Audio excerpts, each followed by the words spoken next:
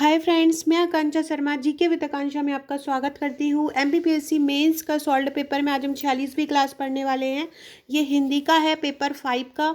इसमें हमारा ये कोर्स है, इसमें हम 2014 से 2018 तक पढ़ने वाले हैं और ये वाला जो हमारा चल रहा है वो 2018 का चल रहा है हिंदी का। इसका एक पार्ट हम कर चुके थे, जितने भी 3 मार्कर थे। अब जो भी क्वेश्चन है वो हम आज करेंगे। इसके अलावा इसके पहले के भाग आप प्लेलिस्ट में जाइएगा, एमपीपीएससी मेन सॉल्व पेपर आपको प्लेलिस्ट में दिखेगा, आप वहाँ पे जाके सर्च कर सकते हैं, आपको इसके पहले के पूरे वीडियोस मिल जाएंगे। अगर आप मेंस का सॉल्व पेपर हल कर लेते हैं कि यकीन मानिए, जब लास्ट में आप एग्ज़ाम देंगे और आपके पास लास्ट का जो 10 से 15 दिन बचेगा, आपको बस यही लगेगा कि हम प्रीवियस ईयर्स के पेपर निपटा लें। तो अगर आपके पास बहुत सरल तरीके से बने हुए सॉल्व पेपर रखे होंगे तो आप बस उनको एक एक फाइल उठाएंगे, एक बार रीड करेंगे और आपको याद हो जाएगा। मार्केट में जो सॉल्व पेपर मिलते हैं वो बहुत ज़्यादा, उनमें डेंसिटी रहती है, बहुत ज़्यादा घने लिखे हुए रहते हैं, एक पेज में 4 से 5 आंसर रहते हैं। इसकी यही प्रॉब्लम को सॉल्व करने के लिए मैंने हस्तलिखित जो बनाया हुआ था सॉल्व पेपर, जो इसकी किस प्रकार से आपको मिलेगा मैं बता देती हूँ। ये आप देख रहे हैं, ऐसी 8 फाइल आपको मिलेंगी। हर से हैंड रिटन रहेगा, जैसा पेपर का पैटर्न रहेगा वैसा का वैसा ये लिखा हुआ रहेगा। अगर आप हमारा पूरा पैकेज लेते हैं तो पैकेज में ये आपको हार्ड कॉपी में भी सस्ता पड़ता है और सॉफ्ट कॉपी में भी सस्ता पड़ता है। तो अगर आप पैकेज के साथ लेना चाहते हैं तो 45 बुकलेट के साथ आपको ये मिल जाएगा। अगर आप सिंगल लेना चाहते हैं केवल सॉल्व पेपर, तो इसकी सॉफ्ट और हार्ड कॉपी दोनों ही आपको मिल जाएगी। तो चलिए स्टार्ट करते हैं। पहला क्वेश्चन है कि इंदौर पब्लिक स्कूल इंदौर के लिए हिंदी विज्ञान शिक्षक की आवश्यकता है। योग्यता कम से कम ऑनर्स द्वितीय श्रेणी तथा 3 वर्षों का अनुभव हो। 30 जून तथा प्राचार्य के बाद डाक से भेजी उक्त आशय का प्रार्थना पत्र लिखो। अब हमको एक प्रार्थना पत्र लिखना है। कहीं पे विज्ञान शिक्षक की आवश्यकता है और ये जो पत्र है ये प्राचार्य के पास डाक द्वारा भेजा गया है। तो ये अगर उनको स्कूल है उसमें एक शिक्षक की आवश्यकता है, तो उसके लिए एक लेटर हमको टाइप करना है। तो देखिए कैसे लिखेंगे। सबसे पहले जो जिसके द्वारा लिखा जा रहा है वो सबसे ऊपर लिखा जाएगा इंदौर पब्लिक स्कूल इंदौर, ये सबसे यहाँ पे लिखा जाएगा आपका दिनांक। फिर आवेदन की अंतिम तिथि, जैसे कि आवेदन की अंतिम तिथि यहाँ पे 30 जून 2018 है, जो भी वहाँ पे लिखी होगी वो लिखना है। और यहाँ पे आपको लिखना है क्रमांक, तो क्रमांक, स्कूल का नाम, दिनांक, आवेदन की अंतिम तिथि। फिर हम विज्ञापन किस चीज़ का डाल रहे हैं, इंदौर पब्लिक स्कूल इंदौर के लिए हिंदी विज्ञान कंप्यूटर शिक्षक की आवश्यकता है। ये जो आप जो ये लेटर लिख रहे हैं ये विज्ञापन का लिख रहे हैं, मतलब आपको एक न्यूज़पेपर में विज्ञापन डालना है, तो वो आपको किस तरीके से डालना है वो आपको यहाँ पे मेंशन करना है। शैक्षणिक योग्यता क्या होना चाहिए, तो शैक्षणिक योग्यता ऑनर्स से स्नातक होना चाहिए और द्वितीय श्रेणी उत्तीर्ण में जो मिनिमम प्राथमिकता है शैक्षणिक योग्यता। तो सबसे पहले आपने विज्ञापन का विषय डाल दिया कि क्या विषय है उसका, फिर आपने जो शैक्षणिक योग्यता थी वो डाली। वांछनीय योग्यता क्या है, वांछनीय है कि मतलब जो जरूरी योग्यता है वो है 3 वर्षों का शिक्षण अनुभव होना चाहिए। आकर्षक वेतनमान है, अनुभवी शिक्षकों को प्राथमिकता दी जाएगी। विशेष क्या है कि आवेदक अपना आवेदन पत्र 30 जून 2018 तक प्राचार्य के पास पंजीकृत डाक से भेजे।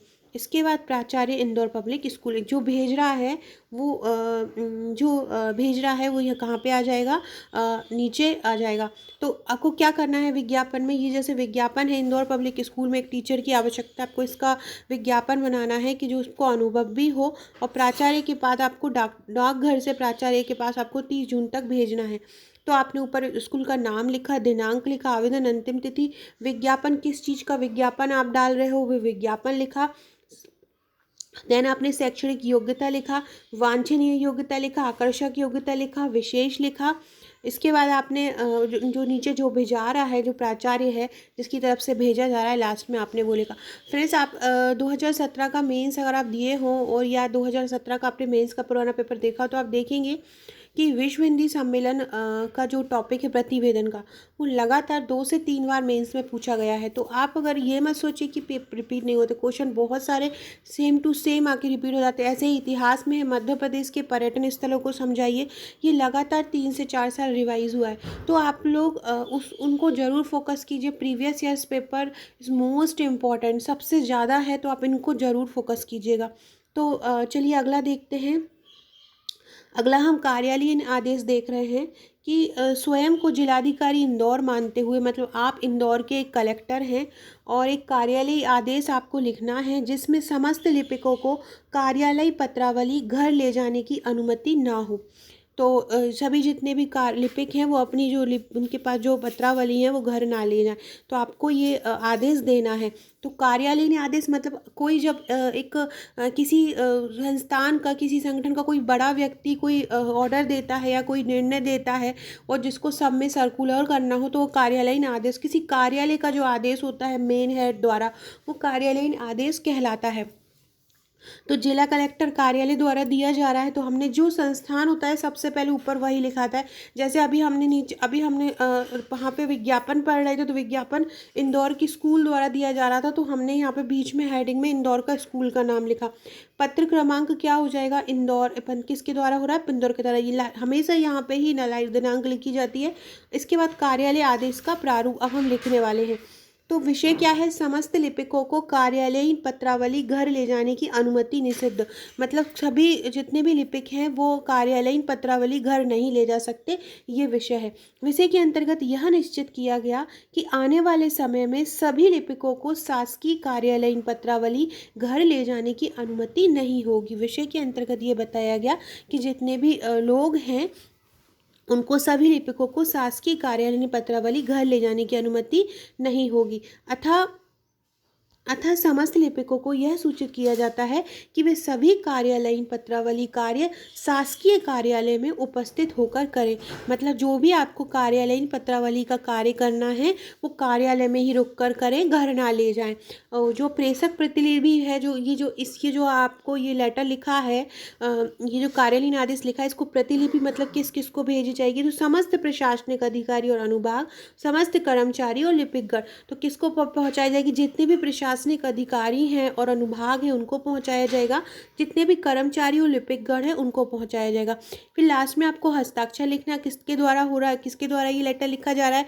ऊपर सब्जेक्ट में ही लिख दिया था कि जिलाधीश द्वारा दिया जा रहा है, मतलब कलेक्टर द्वारा दिया जा रहा है, तो हस्ताक्षर लिखा आपने और नीचे कलेक्टर लिख दिया। इस प्रकार प्रेषक प्रतिलिपि समस्त प्रशासनिक अधिकारी और समस्त कर्मचारी और लिपिकगण। तो इस प्रकार से फ्रेंड हमने आज क्या देखा, सबसे पहले हमने देखा कि कार्यालयीन आदेश क्या होता है, कार्यालयीन आदेश 2018 का हम कैसे लिखेंगे। फिर हमने देखा कि विज्ञापन क्या होता है, विज्ञापन कैसे लिखेंगे। अगले वीडियो में हम देखेंगे संक्षेपण भाव पल्लवन जो 2018 में आए हुए हैं। अगर वीडियो अच्छा लगे तो लाइक शेयर जरूर कीजिएगा। अगर आप सॉल्व पेपर लेना चाहते हो तो आप मुझे व्हाट्सअप कर सकते हैं। सॉल्व पेपर आप अगर नहीं, यहाँ मेरे आपको महंगे लगते हैं तो आप कहीं और से भी ले लीजिए, बस सॉल्व पेपर सॉल्व जरूर कीजिए। Okay friends, thank you.